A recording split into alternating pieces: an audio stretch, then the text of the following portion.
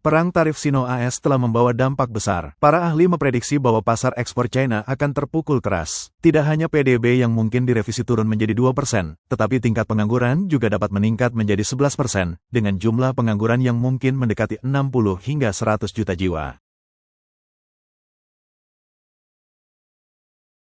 Ini akan berdampak serius pada stabilitas masyarakat China dan bahkan dapat memicu versi baru gerakan kertas putih, sehingga membahayakan rezim PKC.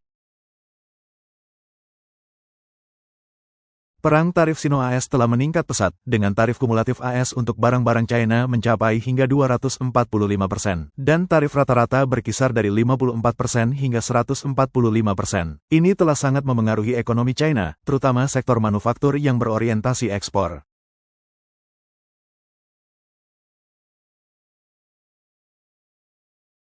Gelombang pengangguran di China dapat memicu versi baru gerakan kertas putih. Central Broadcasting Station melaporkan bahwa Wong Yangxi, seorang peneliti asosiasi di Institut Penelitian Keamanan Nasional dari Institut Penelitian Keamanan Pertahanan Nasional Taiwan, memperkirakan bahwa volume perdagangan AS-China dapat menyusut sebesar 80% dalam 6 bulan ke depan. PDB China dapat turun sebesar 3 poin persentase menjadi hanya 2%, dan tingkat pengangguran dapat berlipat ganda menjadi 11%. Ini akan memberikan tekanan besar pada masyarakat China seperti bencana yang dahsyat. Wong Yangxi menyatakan bahwa tahun ini pengangguran di China dapat melebihi 30 juta jiwa. Ditambah dengan hilangnya pekerjaan di sektor manufaktur dan industri terkait akibat perang dagang, jumlah pengangguran dapat mencapai setinggi 60 hingga 100 juta jiwa. Ini menimbulkan tantangan yang sangat besar bagi PKC. Sejak Amerika Serikat memberlakukan tarif 145% untuk barang-barang China, ekspor China ke AS hampir terhenti. Pesanan perusahaan telah anjlok dan industri pelayaran mengalami gelombang kontainer kosong. Volume pengangkutan kontainer dari China ke Amerika Utara telah menurun tajam. Bahkan media pemerintah mengakui bahwa sulit untuk menghindari tekanan jangka pendek dan risiko penurunan ekonomi, terutama di wilayah pesisir yang sangat bergantung pada perdagangan asing. Perusahaan dan pabrik menghadapi penutupan, yang merusak kepercayaan ekonomi secara keseluruhan. Wong Yangxi percaya bahwa meningkatnya jumlah pengangguran akan sangat menantang stabilitas masyarakat China. Meskipun PKC telah mengambil berbagai tindakan balasan dan mencoba mengalihkan kesalahan ke Amerika Serikat melalui media resmi untuk meredakan reaksi publik, ia memperingatkan bahwa seiring waktu, gerakan kertas putih baru masih dapat muncul.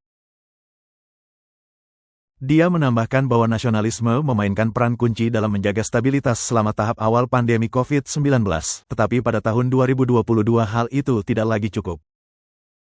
Kebijakan penguncian PKC menyebabkan reaksi luas, yang akhirnya memicu gerakan kertas putih. Apakah skenario ini akan terulang dalam konteks perang dagang saat ini masih harus dilihat. Dia berpendapat bahwa nasionalisme tidak bisa dimakan, mungkin untuk sementara menyatukan orang dan membantu mereka menanggung kesulitan. Tetapi jika perang dagang berlanjut, efek limpahannya akan semakin memengaruhi kehidupan sehari-hari dan dapat memicu reaksi balik yang memberikan tekanan lebih besar pada rezim PKC. Mengenai apakah PKC dapat menekan perlawanan melalui pemeliharaan stabilitas, Wang Jani mencatat bahwa kerusuhan mungkin tidak selalu terwujud melalui bentuk protes tradisional. Sebaliknya, hal itu mungkin muncul secara sporadis di berbagai wilayah sebagai tindakan individu, seperti serangan acak yang menimbulkan kepanikan publik yang mungkin sulit dikendalikan oleh aparat stabilitas PKC. Dia percaya bahwa masalah ini hanya dapat diselesaikan oleh mereka yang menciptakannya, dan bahwa para pemimpin China dan AS harus terlibat dalam pembicaraan langsung. Sayangnya, kondisi saat ini tidak menunjukkan tanda-tanda mereda dalam jangka pendek. San Guoqiang, seorang profesor di Institut Penelitian Asia Pasifik Universitas China Selatan, umumnya setuju dengan pandangan Wong. Namun, ia percaya bahwa apakah gerakan kertas putih lain akan terjadi bergantung pada faktor-faktor kontribusi lainnya. Sun memberikan contoh, jika sebuah pabrik besar bangkrut atau memberhentikan seluruh pekerjanya, dan semua pekerja bersatu dalam protes, situasi seperti itu dapat muncul. Jika satu perusahaan memimpin, perusahaan lain mungkin mengikuti, yang berpotensi meningkat menjadi gerakan yang lebih luas. Perusahaan perdagangan luar negeri China bangkrut dan pekerja kehilangan pekerjaan. Saat ini, pabrik dan pasar perdagangan luar negeri di seluruh China sedang menurun. Dari produk anak-anak hingga pabrik sepatu, sejumlah besar pesanan telah dibatalkan. Perusahaan mengosongkan gudang, menjual inventaris, atau langsung menutup, memberhentikan karyawan, dan mengirim pekerja kembali ke kampung halaman.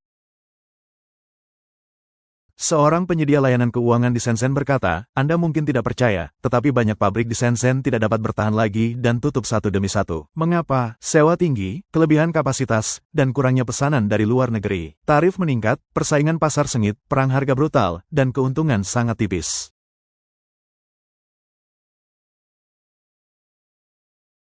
Banyak pabrik telah pindah ke Asia Tenggara, dan yang tersisa sebagian besar adalah pekerja tua kelahiran tahun 70-an dan 80-an. Apakah menurut Anda pabrik-pabrik di Shenzhen masih memiliki masa depan? Seorang blogger daring meratap, sudah berakhir. Hidup semakin sulit. AS telah sepenuhnya memblokir China dan ekspor tidak memiliki masa depan. 99% perusahaan yang bergerak di bidang perdagangan luar negeri akan bangkrut. Banyak pekerja yang bergantung pada perdagangan luar negeri kini menganggur.